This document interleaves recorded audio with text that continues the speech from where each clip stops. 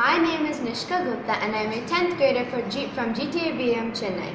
So basically, we have heard about many incidences where ambulances and emergency vehicles get stuck in traffic, which just makes the patient's health deteriorate. So for that case, I have this idea, which is an emergency management system on the road.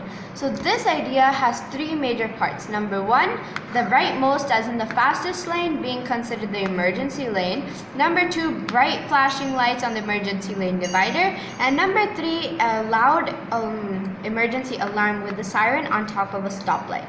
So normal days, the traffic will go as it usually does, but in the time when there's an emergency vehicle on the road, first it will alert the control center, which will turn on the lights and start up the alarm for, let's say, 1 kilometer ahead of the vehicle.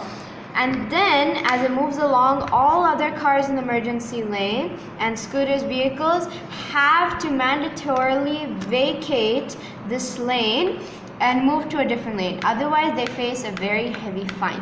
So basically, this is a very good idea, as it will definitely save the lives of people who can be affected adversely due to a delay in treatment because they couldn't get to the hospital in time.